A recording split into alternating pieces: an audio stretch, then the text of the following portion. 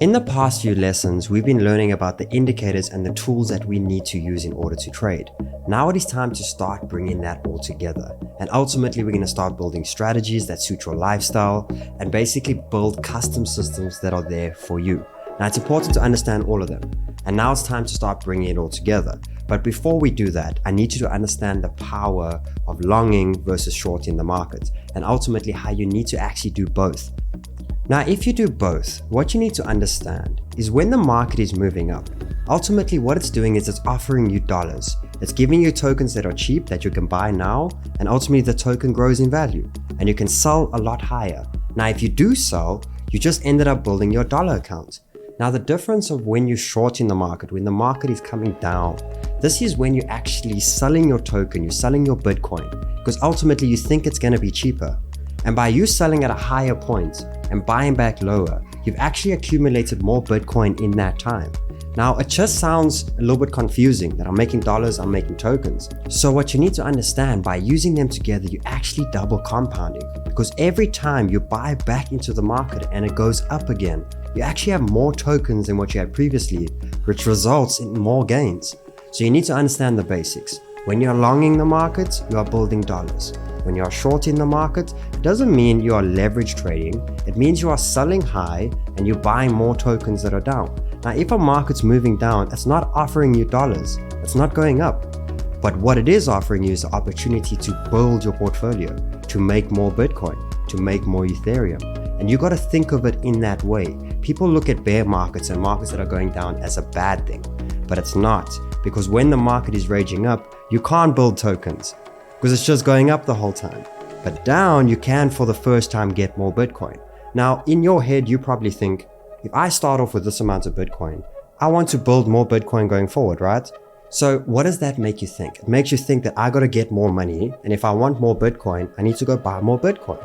Not really. If you use the farming technique, you can have the same amount of money that you started with, you can grow it when the market's going up, and you can grow your tokens on the way down.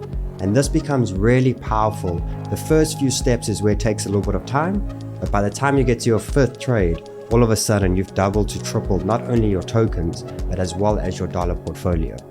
Now let's jump onto the charts and let me show you how this actually works.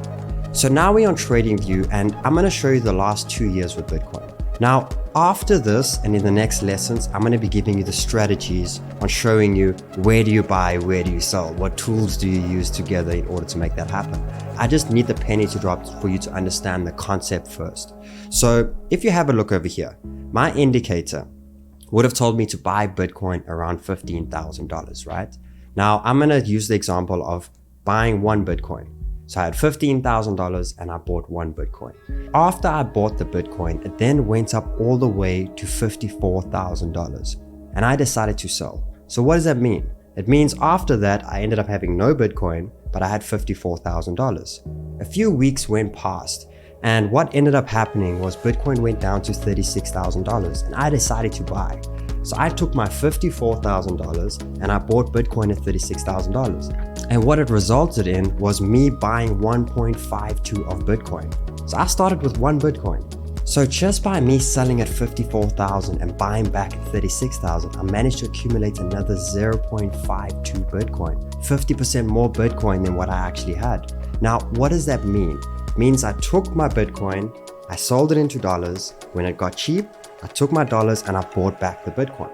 So now I have my Bitcoin at an entry of $36,000. Now all of a sudden the market goes up and I decide to sell it $60,000, which means now I have no more Bitcoin, but my dollars is now worth $95,760. So I accumulated dollars at that point. So now I'm sitting with dollars. All of a sudden after that, the market came down again to $36,000. I ended up taking my $95,000 and ended up buying back the Bitcoin. And then all of a sudden, my Bitcoin count was 2.59.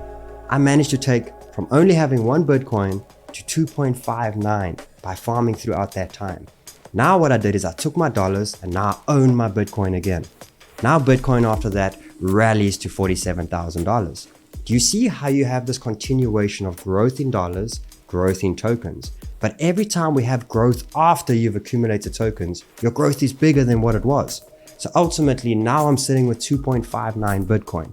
Now the price goes back to 47,000 and I decide to sell. And all of a sudden, my dollar portfolio is sitting at $116,500. Now, what does that mean? I have no more Bitcoin, but I'm sitting with dollars.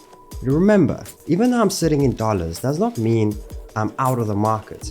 I'm looking for opportunity to buy it a lot cheaper. And you'll soon see after that how price went down a lot. And I had the chance to buy Bitcoin at $21,000. Now I took my $116,000 and I bought Bitcoin. Guys, guess what? I ended up having 5.54 Bitcoin. I started off of 1. Now, this is where we're sitting right now in the market. Now, let me paint a little bit of a picture. If Bitcoin decides to go from here all the way back to $35,000, my dollar count's gonna be sitting at $193,000. When I started, it was $15,000. So ultimately, I 12x'd the amount of dollars that I had, and I managed to 5x the amount of Bitcoin that I had. So do you see the concept that if the market is going down, it is opportunity to build tokens. And the more tokens you can build in a downwards market, the more growth you get in the upwards market. So you want to try and find the strategy that works for you and how it can give you a base of just understanding when to get in and out of the market. But now you know the power of accumulating dollars and tokens, and you can see how they double compound the effect. So do you see mentally how it shifts? That downward markets are actually opportunities. Upward markets are opportunities. So you're not going to look and be scared at different times. Do you know what's also powerful about this?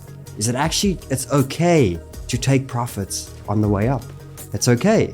Because ultimately it's setting you up for another opportunity to build up your tokens. So now you can no more be afraid to take profits because we have the FOMO in us.